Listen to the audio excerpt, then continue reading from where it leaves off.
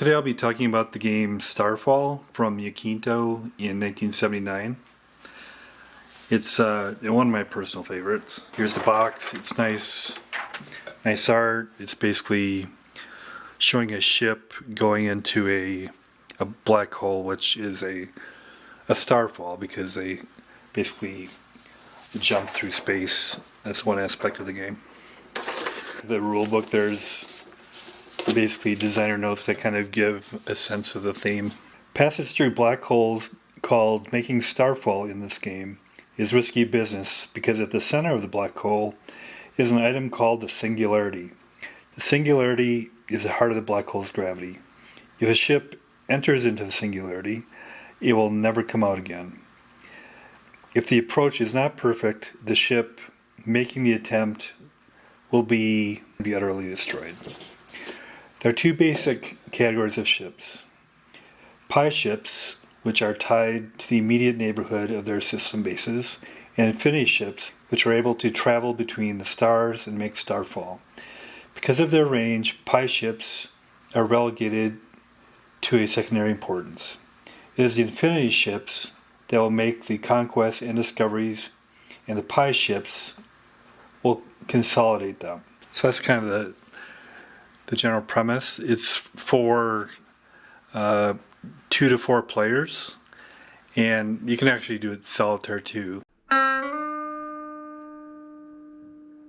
So this is a box. It's a big box, and it's the standard Yaquinto size of other games. And it's like maybe 18.5 inches by 14 inches. Components, rules. Yaquinto usually has a lot of rules, a lot of detail. 28 pages of rules. And this is a true 4X Space Empire game. So here's tables, there's some dice rolling. And there's some, like I said, there's a log sheet with, a two-sided log sheet. I mean, it's not too intense the amount of bookkeeping, but you kind of keep track of your star systems you have. And then there's 4 operation sheets, what they call them. You can compose different fleets, and then on the board you will have fleet markers for these. When you develop systems, you have defense on those as well, and this is where you track the amount of defense in your systems. There's 4 of those. And then in several other games they have these sheets that are designed to keep your opponent from seeing what you're doing. I mean, I don't know how effective that is, but they've included these. There's 4 of these, one for each player. Board, which I'll show in more detail. Cardstock, I think it's very nice. Standard Yaquinto counters, which I really like Yaquinto counters because they're simple, but they're thick and robust. And I really like Yaquinto dice too. It seems like a weird thing, but they are kind of unique. They're heavy. I know you can't see that they're heavy, but they come with a tray, which is nice. So the map. Here's the map. It's pretty big. Like I said, it's cardstock. It kind of folds out like this. It's got, actually, it's cardstock, but it's got a design, and it actually looks very nice, especially for its time. And you have, a turn tracker down here. See the 1 through 6, and then in these different quadrants, you have 1 through 6. So this is how you can randomize locations of things by rolling 6-sided dice. Typically with Yaquinto games, they're not heavy on giving you a lot of theme. I found they give you a lot of detail and structure. So each hex is 3 light years across. There's ship counters, planet counters, starfall counters. And big part of the discovery is figuring out what's on these planets, and that's actually a big part of this game, and it shows how to define what's in your planets. It talks about how to determine starfall. Each player has this grid which represents, the map, and you map the starfall points that you discover, and then they don't know where yours are, you don't know where theirs are, and that's part of the secret is using your starfalls to jump around the map and basically surprise your opponents. systems develop resource points, and you use those resource points to buy and develop ships. Depending on the planets you find, you may have to attack them to defeat the races already on the planet, or you may have to terraform them. Optional rules, maybe you just want to destroy systems that have revolts. It's got a good number of scenarios. I believe there's 7 scenarios for basically 2 to 4 players, different levels of complexity. Some are randomized, some aren't randomized, some tell you where the planets are and what the planets have on them, some you do the full thing of randomly finding the planet. How to develop technologies, allocate resource points to take a chance of developing technology. Other player aids, so this is the table that shows what you discovered in a system. Are there life forms? What type of life forms? What type of planet? What tech level does the planet have? And these are ship battle statistics and technology development statistics. And this is the record sheet. When you make it, you track the turns down here. But when you make discoveries, you say, okay, what does this planet have? Or is it inhabited? How much resources does it have? If there's a life form, are they hostile? Are they aggressive? And do they have defense? And that it adds a lot of flavor to the game. But also, it's based on their hostility. It tells you if you need to attack them to get the planet, and if the system is a different environment than a Terran, or whatever environment you have in your home planet. That difference between the two basically defines how long you have to terraform them. Detail on the counters here. First of all, the counters come in identical groupings for 4 different colors representing 4 different players. So, yellow, orange, green, blue. So these would be a system that's been developed by, yellow player, for instance, orange player. These are developed by that and owned by that player. This is a star cloud. This is a entering Starfall point. This is a unowned system that hasn't been colonized by a player yet. And this is an ion cloud, which also has effects on ships. This is a system defense marker. Basically, you move it up and down on the operation sheet for the different planets that the player owns. You basically progress the defense of the system with this marker. And these are the different ships. So this is a military pie ship, and the way you can have several different ships in a fleet, and this is where fleets are captured. It turns out this is a fleet marker. So when you populate a fleet, like B, for instance, this fleet marker then would be put on the board, and that would be the movement of the fleet. Military pie ships can only move within their quadrant, and the groupings of those, so they come in 1, 3s, and 5s. So the one exception of being able to move in a quadrant for pie is militaries. These are military infinity ships. One military infinity ship can carry 1 military pie ship, and then it'll go wherever the military infinity ship is, and then it can disembark in that system. That's the only exception for the pies and infinities. So this is a development pie. These develop and colonize worlds, and obviously these can only work in a quadrant. So you would discover a planet in a quadrant, and then if you have another system in there that can develop these, you could develop and send them to that discovered planet to develop it. So military, this is a infinity developments. This is the development ship that can go to other quadrants and develop worlds there. So this is an explorer pie, and this is the only one that can do explorations to see if there's starfall points or systems. And when it does discovery, you might also find star clouds or ion storms. And then when the different systems or starfall points are discovered, you would randomize. You do the 1 through 6, and then you also do another d6 to show like where around that it would be. And so, as I said, this is the fleet marker. What's interesting about the counters is often in war games you have movement, defense, attack, that sort of thing. But the way Yaquinto does it, all pi ships can move 2 hexes. All Infinity ships can move 3, and also they can go through stargates. The way the combat works for each of the ships, they have a combat factor. The attacker sums his combat factors. Refer to the combat results table. You look at your combat factors. You roll 2 6-sided dice, and then the result is how many ships are lost of the defensive player. First of all, here's a overview of all the components involved in setting up here. You got the tray with counters, rulebook, fleet sheet, player aids, and the map with the setup counters. Chose a scenario 6, which since I'm going to be doing it solitaire, it seems like it adapts really well to solitaire play, even though it's shown for 3 to 4 players.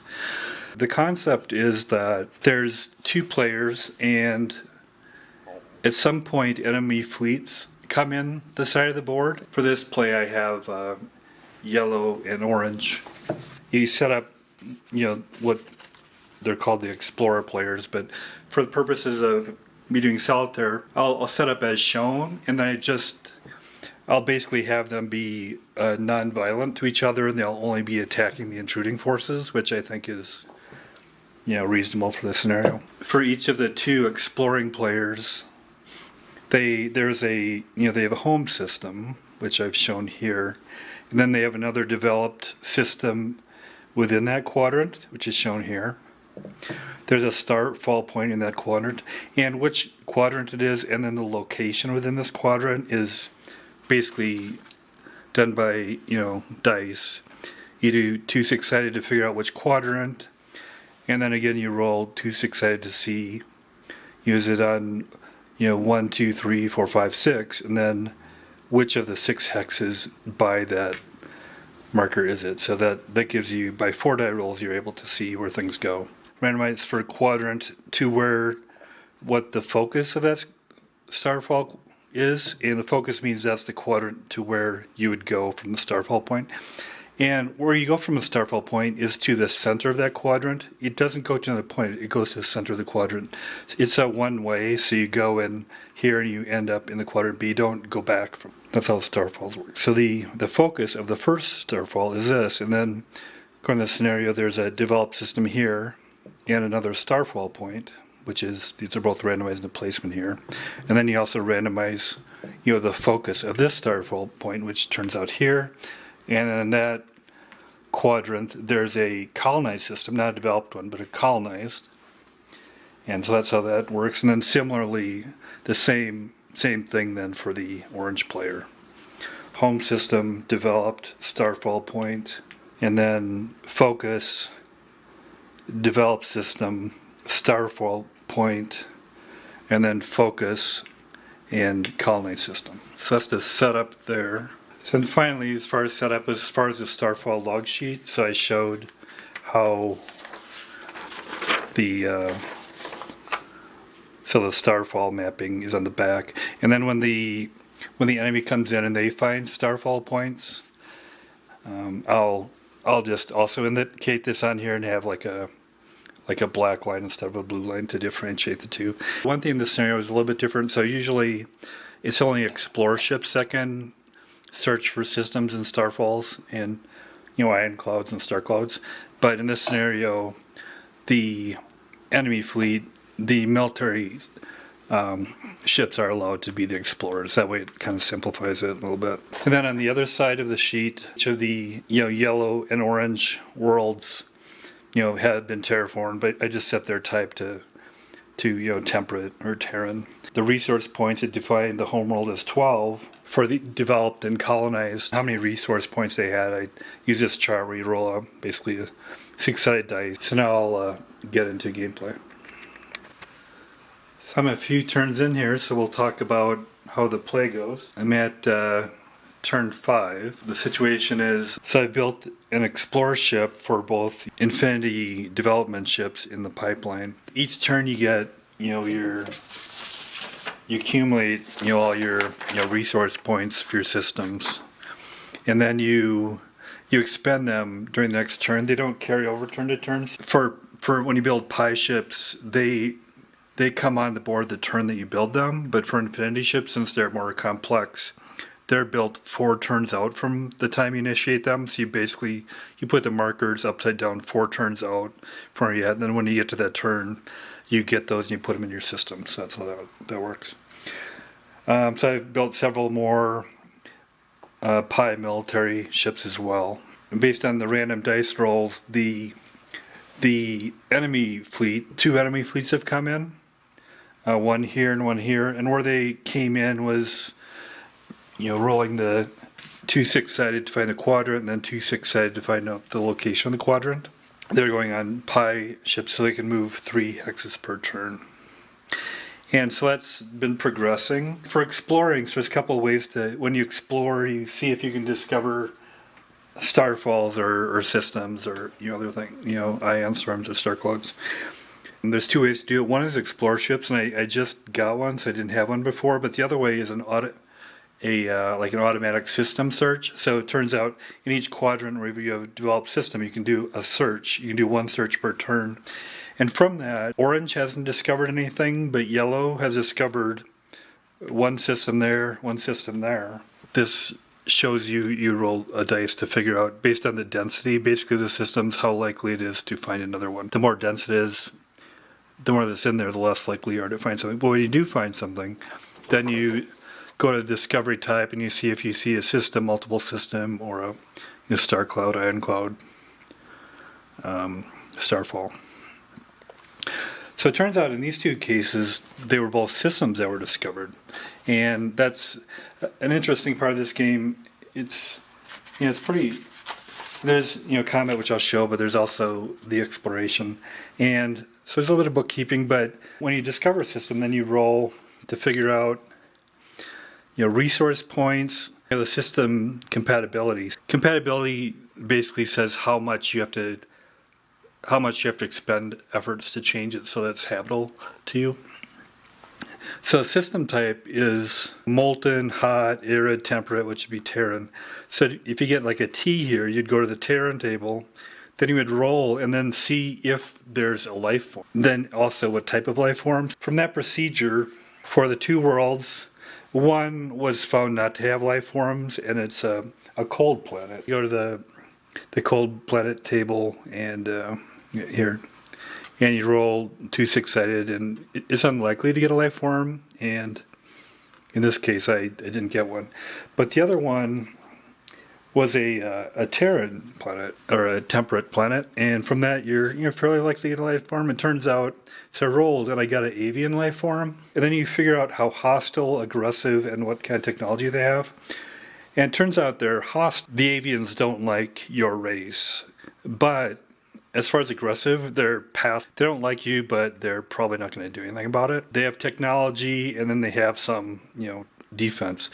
And the total defense is basically the sum of how hostile, aggressive, and their capabilities are. And that defense then is what comes into play when you try to, conquer the planet. It's a little bit of dice rolling, but not a huge amount. It gives you a lot of. That's where you get a lot of character to this game, and you see the. So then you see, okay, how much effort do I have to expend, and then what is the benefit? How many resource points can I get from that? And then for what it doesn't have a race, you can go and colonize that. If once you set it up, so you can handle the environment, you don't have to attack anybody, you colonize it. And then back here, then you track. You have to expend basically. Effort to colonize and then to develop, and you basically check off the boxes as you proceed along these ways. I won't go into detail there, but when you go from, you randomly determine, what the resource points are for the planet, from this table. And so, for instance, for the one that didn't have a life form, it turns out I got a 6 resource points. When you colonize it, then you will achieve those 6 resource points. You can use them. When you develop it, you will get 9 points. And similarly, if you have 2 colonized, you'll develop 2, 3. So it shows you also the benefit of your efforts of developing planets. And your development ships are the ones that colonize and develop planets. I did some discoveries, and then also the enemy fleet got close enough in that there's going to be a battle now. And so it's up here, and I'll zoom in on that. Combat is very kind of quick and deadly. Basically, you spend a lot of effort developing your ships and developing systems to get the ships, but when you get to battle, it happens very quickly and you lose ships very quickly. That's kind of an interesting part of this game, that is very focused on not so much the battle. I mean, you can do the battles, but there's a lot of planning to get to the battles because you don't want to expend all these resources and then lose your ships. So it's a lot of some incentive to avoid battles till you're really ready, basically. The battle's going to occur here. Enemy fleet Q has come into the area, the 3 light year space where yellow fleet A is. So those are fleets, so now we'll go to the operation sheet and resolve that battle. Q is attacking A. It is simultaneous, so both sides will attack and assess damage. You go by the combat factor. Q has 3 military Infinity ships and 3 military Pi ships, and this grid shows you the combat factors. This is just multiplication here, but basically each military Infinity ship has a combat factor of 10. Each military Pi has a combat factor of 3. 13 times 3 gives you 39. The combat factor for the enemy fleet is 39. For fleet A, it only has 1 Pi military and 1 Pi Infinity, so that'd be 13. Then it comes down to the combat results table. This is the combat factor of the attacking ship. You roll the dice, and then the result here is how many ships are lost of the defender. And so when you do damage, then the defender can choose which are lost. Let's look at the A attacking the enemy fleet. Like I said, simultaneous. It's 13. We get 9. 3 ships are lost, which is significant. I'll just indicate that by kind of just setting them aside. And now, so the enemy fleet is attacking the yellow, and their comeback factor is 39. 5. They've lost 4 ships, or they basically lost all their ships, but it was a fairly even battle, and that's the battle. So you can see how that moves quickly, and then the play continues in that manner. Each turn there's expend resource points by ships. In the next turn, the yellow will get a development ship, so they can start thinking about developing these worlds.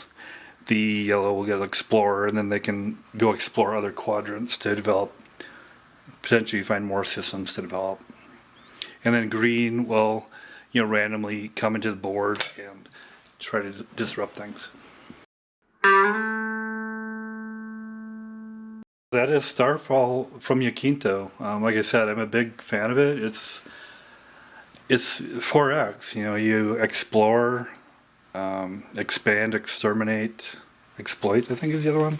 It's got a lot going for it. It's quite different than other games. Like it's very focused on the development, and there's a lot of theme because you go and you develop these.